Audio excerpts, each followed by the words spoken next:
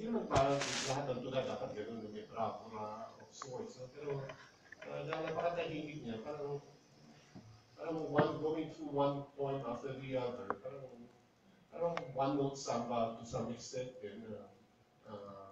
Pagkakanta ng mga samba singers, parang pwede silang mag-rock and roll, nasamba pa rin ang tono, pwede silang mag-samba, nasamba pa rin ang tono. So parang na akong nakikita range band in which the poem or the project can be more have a larger impact other than a solid collection about medicine and healing and poison. That's it. So parang kailangan siguro i-push pa yung poet yung sarili niya mag-take a certain kind of risk or na hindi lang winding na klase ng mga tula, pero may range din ng mga klase ng exploration sa mga tula na klase. So hindi ko naman kilala yung prior work ni Paul, other than yung mga kailan-ilan, pero hindi ko rin mabuo pa rin kung nasan meron bang ganong klaseng direction in the future. I think the Battlefield yung sa day one, part of the benchmarks for evaluating the manuscript is that the manuscript should floor us, or floor the readers for that matter. At yun siguro yung mag-create ng newness din, na klase na hindi lang coming from the same year old na, sorry. So yun, yung technicians, shame. Hindi sa top pa lang siya. Meron din tayong kind of brevity to be able to take on relevance. Siyempre, ang komito, at walang mga tokhang dito or iba pang klase poison ng iba, at parang di ba rin makakuha yung dialectics ng poison ng iba ay lunas ng iba, at ang lunas ng iba ay poison ng iba. So parang it just goes over.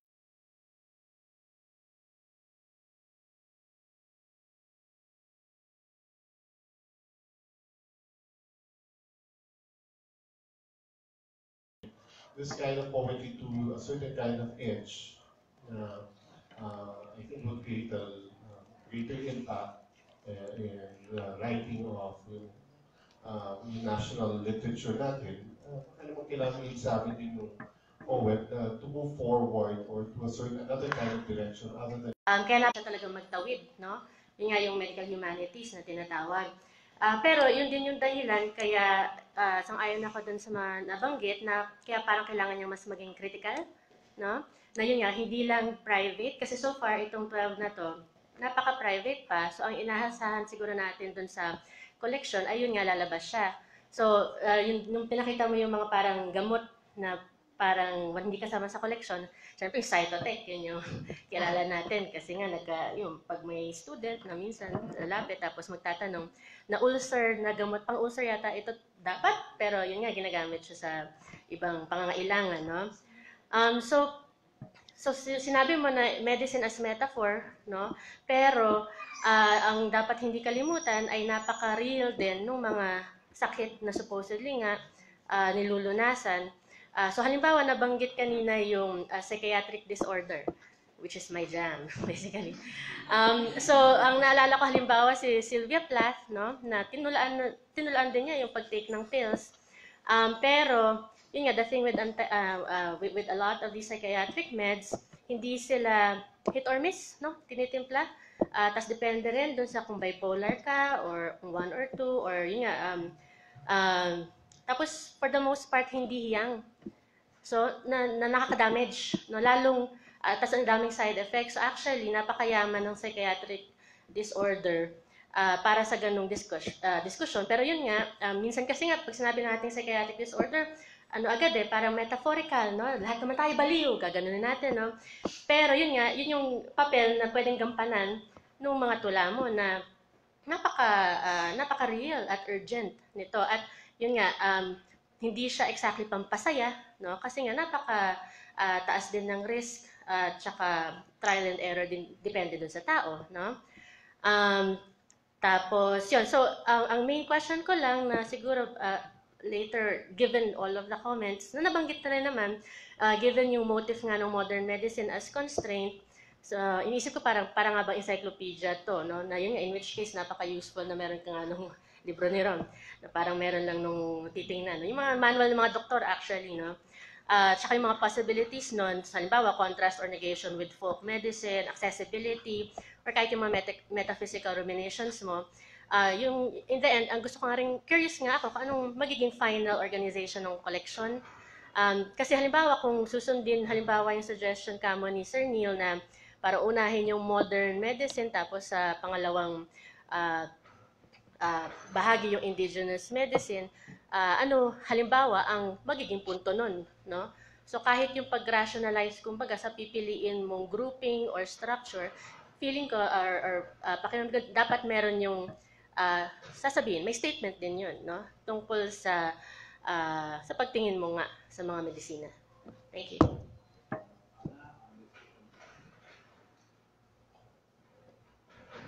Yung gusto ko doon sa proyekto ni Paul ay yung kita dito yung kanyang potential para sa mataas na kakayahang ipasok yung pangkaraniwan at iangat sa matulaing wika. Dahil nga doon, naalala ko yung usapan namin ni Sir Bomen Kapon tungkol kay Exa sa Tulani. Kasi parang sabi ko, baka may sagot ako doon sa yung sa pagitan ng banal sa Karna. Sir, baka yung sagot dyan. Ito po yung pagitan ng yung butas ng puwet saka yung bayan. Oo, nasabi nga ni Sir Bomin bilang macho siya, sagot siya na blood na tawag dyan, pateros. Kasi bagsakan ng itlog. Part na yun.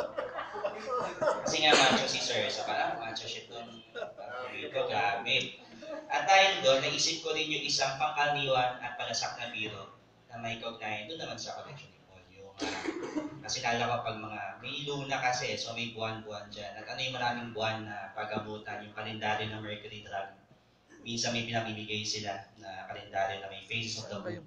At incidentally, ang isang palasak na joke sa mga taga-Mercury Drug, ang mga tauhan nila ng lagi mga taong nasa kabuanan, mga lagi babaeng buntis. May isang nagmukhay ng proyekto na parang kung bakit laging buntis ang mga kaheran ng Mercury Drug at iba pang mga tula. Parang gano'n.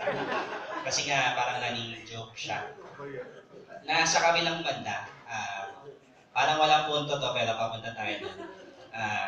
Nag-attempt na din ako actually na magkaroon ng picture na may quotable quote sa likahan page.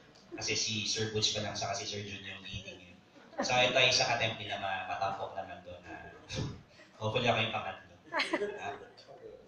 Nabanggit ni Maguna yung tungkol sa may Perigi, tapos why not mag-Apple G ka na rin? Total may indikasyon, kontra-indikasyon ka. Tapos nice yung kunwari kung yung Perigi ay tableta na baka pero ka pa nga kasi malaki. Why not si Apple G, Pildoras? At pag Pildoras ang tinatawag mo dyan, naisip mo, pills na para hindi ka mabuntis, na may certain pattern din para pag hindi mo siya inom sa certain pattern na yun, bubuntis ka pa rin. At ano yung aking punto sa dulo, may hindi kinokomponenta yung collection at project na ito na sinasabi na ni Ana ng konti, pero ayaw niyang sabihin, may certain gender discourse na parang hindi ko lang kung alam niya, kasi yung sasabi ni Maguna, parang ano to medicine with feelings, yan, domestic concerns, na very female o usually female na klase ng sentimento. So parang lumalabas ito pero hindi direktang pinakompronta ng Makata. Nabanggit na yung lunay, nabanggit na yung iba't ibang mga aspekto na kinakabit mo sa pagkababae. Pero bakit hindi hinaharap? Nandiyan naman siya. Tapos yung pangalawang tanong, tatanong yan ni Ana, kasi maalala niya si Mark Angeles. Tungkol dito. Pag sakaling binuksan mo, Paul, yung posibilidad na sige, kukumprontahin ko yung gendered aspect nitong aking collection. Paano ko siya harapin at i-resolve bilang isang parang cis male na Makata. Kasi yun din yung kritika ng ilang mga tao sa mga Makatang lalaki na straight ang identification sa paglalaki ng mga paksa na kinakabit sa identidad ng pagkababae. Di ba may lalim din naman yung sinabi mo ng konti? Si Ma'am G. Ito na. Paul, I can't comment on your work because of the inadequacy of my grasp of Filipino. No? That's why I'm unhappy about the fact that the panelists who are good in Filipino simply say that it is technically adept and then dismiss it and move on to other things, emphasizing what you did not put there, what you did not discuss, what you did not tackle. And I think this is the tendency when the writer is technically very good. We say it's good and then we just move on. I think that is not helpful, both to the writer who is technically good, because he would appreciate finding out what it is exactly that he did well and that you consider good. As we all know, when we work, we're not good judges of how we are, how good or bad we are. We are experimenting. And then we expect sana from in a workshop of this level, I would think if I were a fellow, I would like to be told what it is that I did that succeeded and why. But we, the panel, we don't do that. I noticed it myself when we were discussing the work of Ron because the language was he was operating on a high level in terms of the English language. We didn't bother with saying anything about that. We talked about what he did not do and did not say. But then, of course, sometimes that is not the project. For instance, if you say of something that it is simply domestic, maybe that's all that it wants to be. I think there's a tendency to be kinder to the people whose work is more flawed. I've noticed it here. So when there are some, when the writers, kasi for me, the first line of attack should be the language. So when what we say is that may kakulangan pa ito sa pag-handle ng language, hindi naman natin, we don't point it out. Like, medyo masama ang grammar nito and then we don't talk about the grammatical errors. Instead, we praise other things about it. Like, oh, he's tackling a subject that is very indigenous or very, whatever. What I'm really saying is that can we not also talk about the things that are being done well by the project in terms of the project and its own aims before we demand that it do other things? Because that's part, and I think the fellows are at different levels of development, I think, as writers. We call it mid-career, which is a misnomer, I think, as somebody pointed out. Was it Jimmy? I think writers who have one book are not in mid-career. Because if they were, then they have only one more book to finish. They are actually just starting. I think if you have one book, you're just starting. So everyone will learn, I think, and benefit from being told what it is in their language that is faulty and what it is that is fine. So I wish that the writers who can do it in Filipino would do it for writers like Paul, and I will do it for the writers who are writing in English, so that it's more even-handed, I think. I think the tendency is to concentrate on the material, on the content, rather than on the, and to ignore the form. So that's my thing. I would like to know from the rest of the panel if you agree, or you disagree, and you think that that is the correct tactic, to just gloss over the errors and flaws in language and focus on content. Or whether you agree that we should give that attention as well, because that will be helpful to the writer, even if this is a more advanced version than the beginner's version.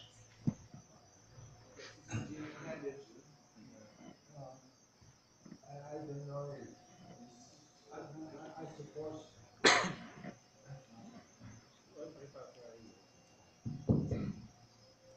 I suppose what I have to say can connect with what has just been said. But let me begin by telling you, is there time? Is there still time? Yeah. I want to know what the time is, so I don't waste other people. 9:44. Anyway, I want to say first, I was really listening to everyone. No? It occurred to me, why should the writer have a project? No? And then I looked at myself. Um, in my, I'm already 800 years old. And the way it has been going on with me, I write when there's something I want to write about. I have I never had any definite project. No? And then it occurred to me, everyone at any stage in life has a worldview. May pagka-mature na, no? Kung hindi pa mature, mayroong perspective on reality. Mas bata pa, mayroon siyang perspective. But what is that perspective all about? You have a standpoint. You have some standpoint. That's why you have a perspective. Ngayon, dito sa ginawa ni Paul, ang standpoint niya, health. Health and illness. Yun ang standpoint. And then, from there, you will have a perspective. I always think of Robert Frost when he said, science goes for reality, the mystery of reality, more and more understanding of reality. But, he says, the humanities are the best description of us. When you have best description of us, you have a perspective. But you don't have a perspective unless you have a certain standpoint. It occurred to me na, ikaw, what is your perspective right now? No? Naisip ko, I just write when I feel like writing and so forth. Naisip ko, I know na. Because I think I know na where I'm coming from. I'm coming from my obsession with language. Yeah, that's where I'm coming from. Yeah, because for me, yung sinabi ni Derrida na there is nothing outside the text. Okay. So I'm obsessed with that.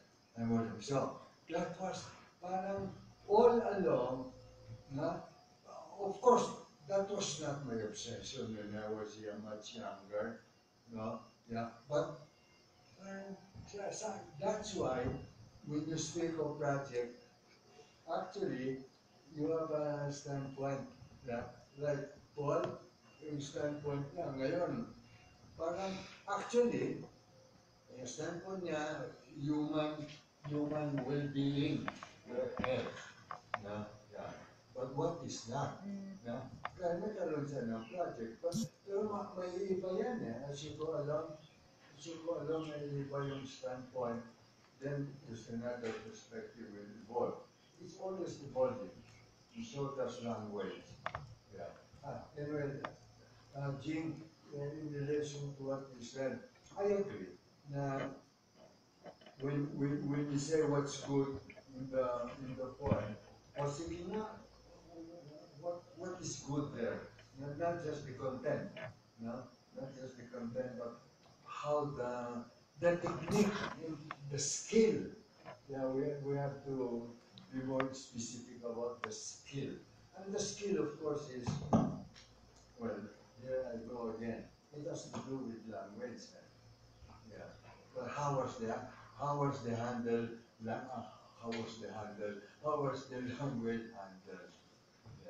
And what for?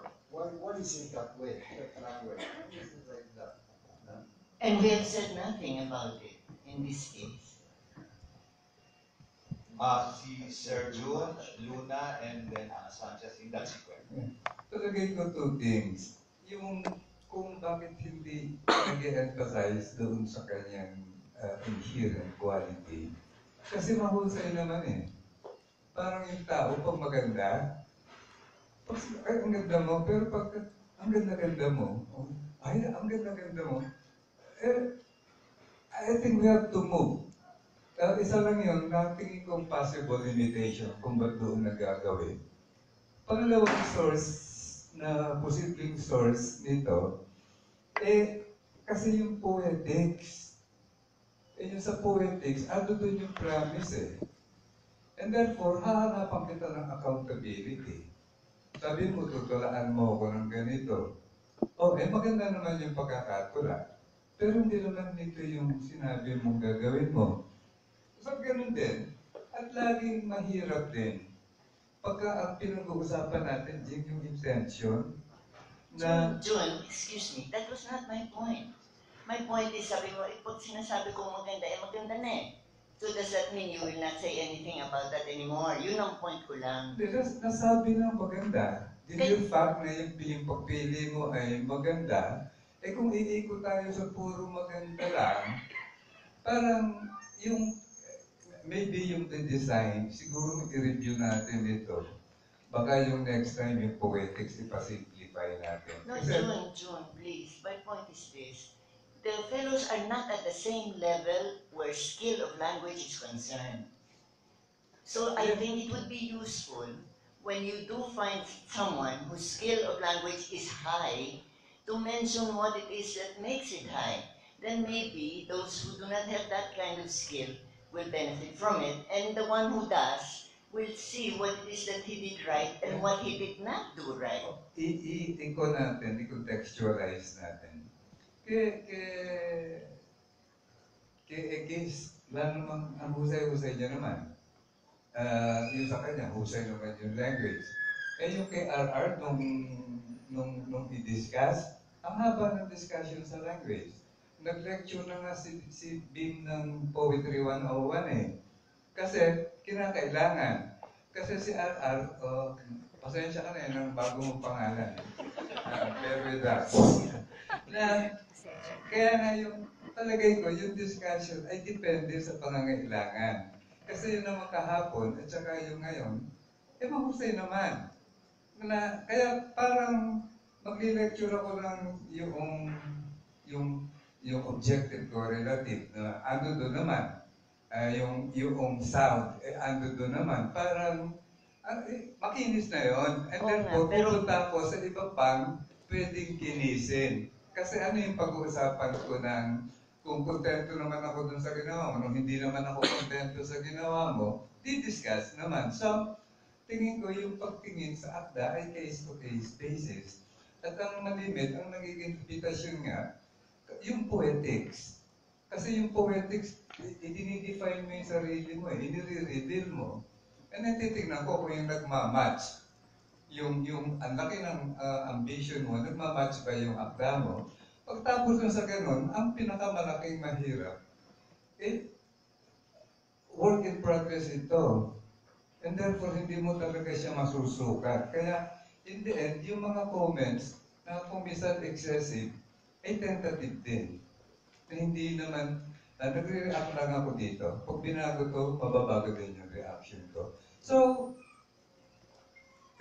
pero maganda yung nagdi-discuss tayo ngayon sa mga ganitong usapan na paper-tech yung mga so the next time ano yung mga adjustments na kakailangan ko Salamat, Sir Jun. Meron tayong 52 minutes bawat speaker. Pakisagot yung issue na ni-raise ni Ma'am Jing.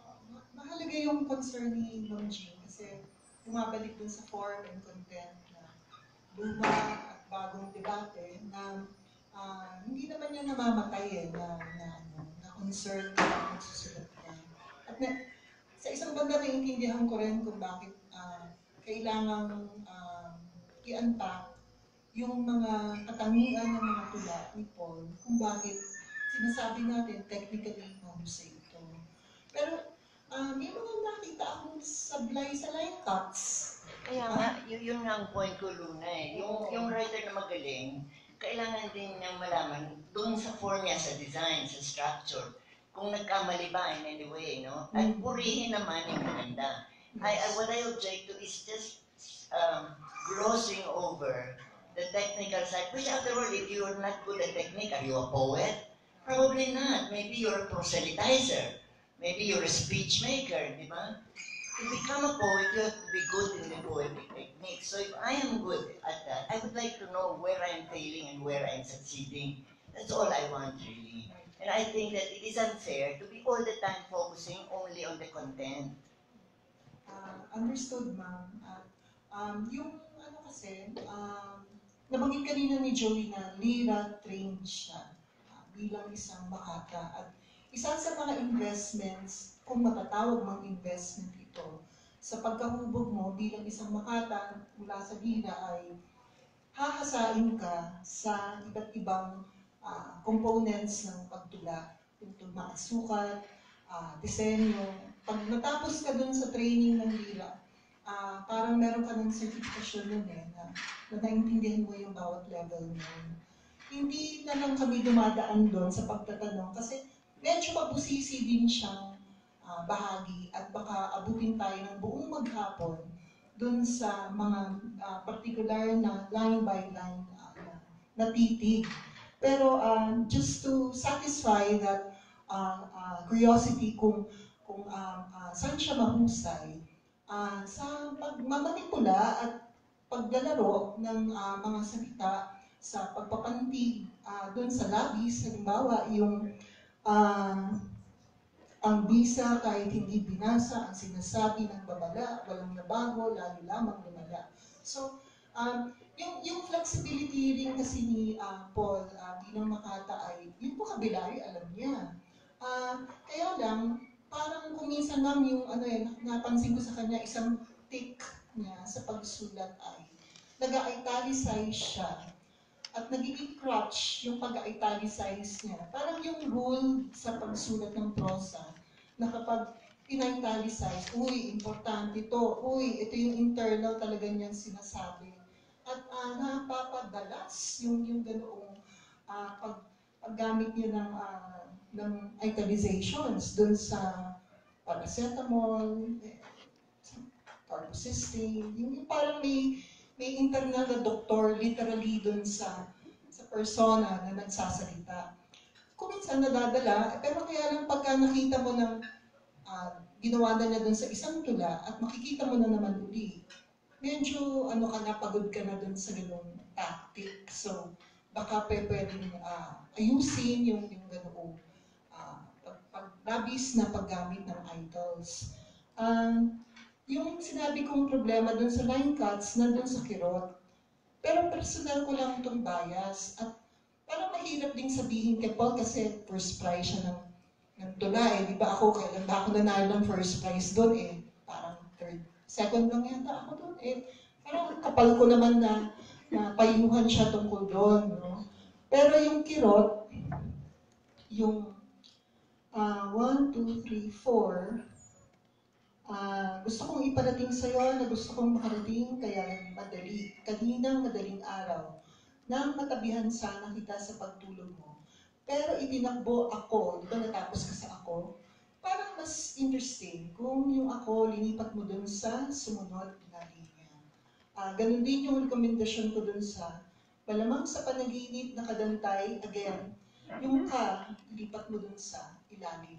Kaya ako rin i-recommend yung ganung cut. Kasi yung tula ay tungkol sa paghahabol at pagmamadali. So pag tinapos mo siya dun sa verb, parang naghahabulan yung verb at saka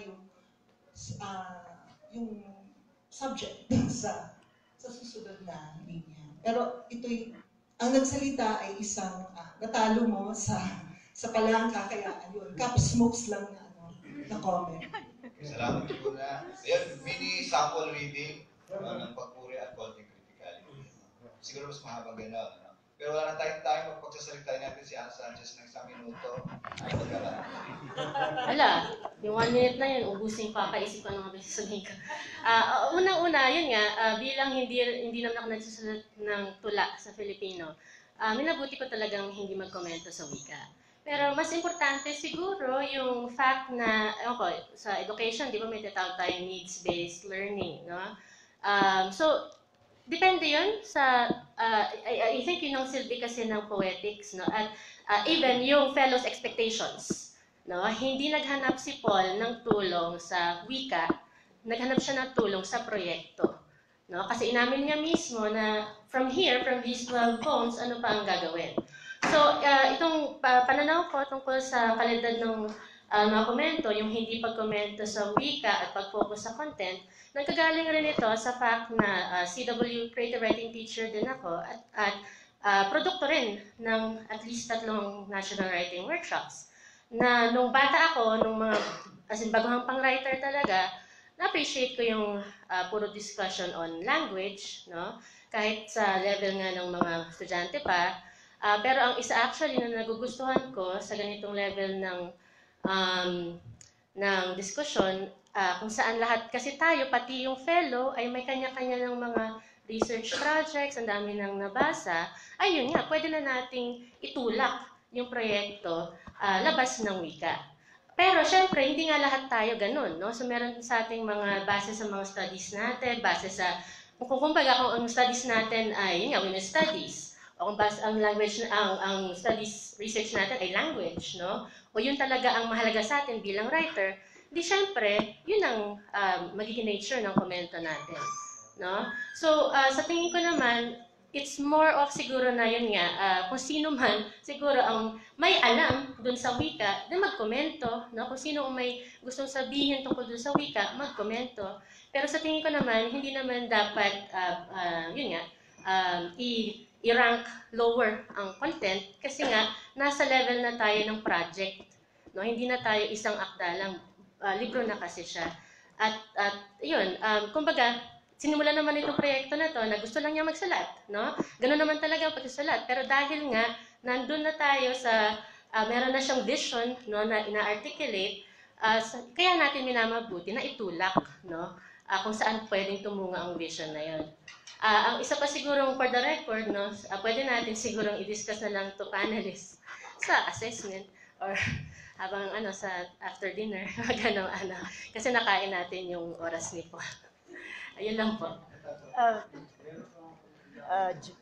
Joey, I just want to respond. I don't think of course, if one is not a poet in Filipino, I don't see how one can be required to talk about language. But I think my point is this. The fellows are in fact not on the same level, technically. If I were a fellow, I would want to know. And I would want to know what I can do to come up to the level of technical skill that would help me. Therefore, I think it should be tackled not by the writers in English, if it is a Filipino writer in Filipino who is the fellow, no, and vice versa, of course.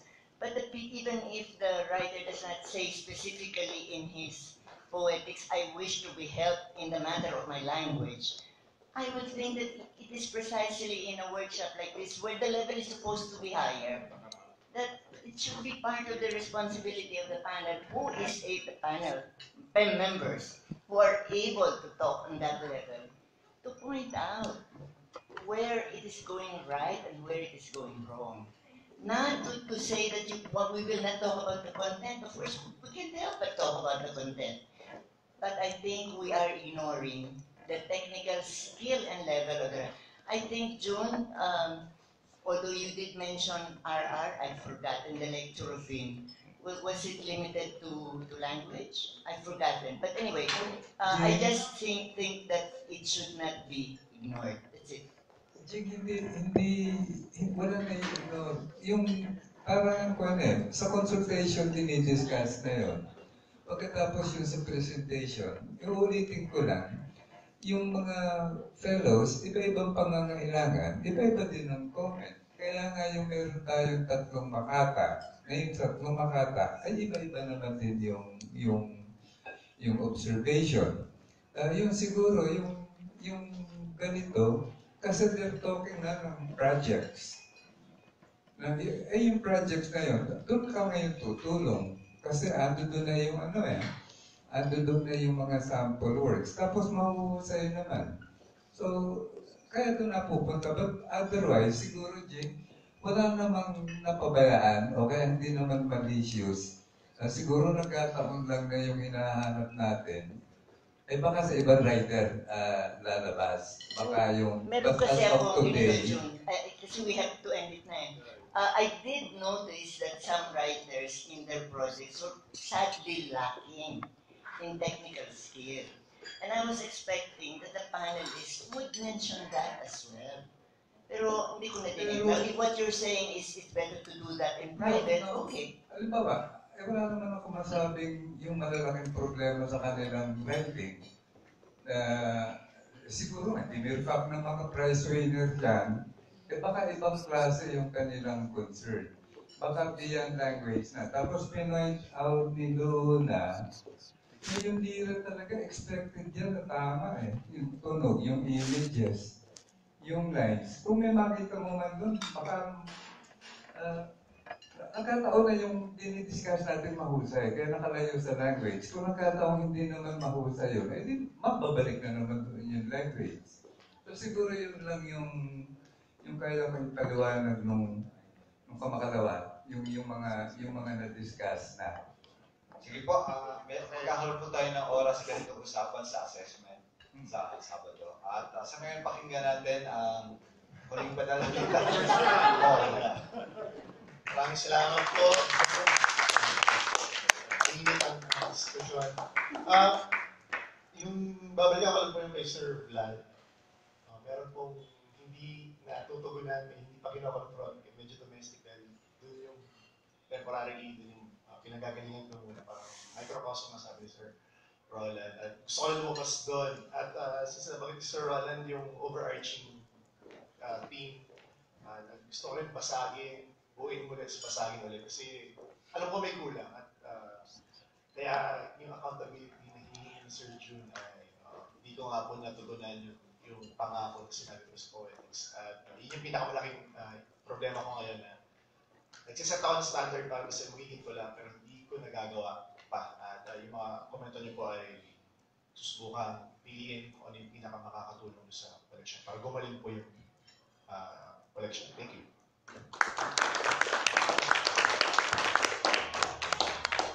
Oh, get the music.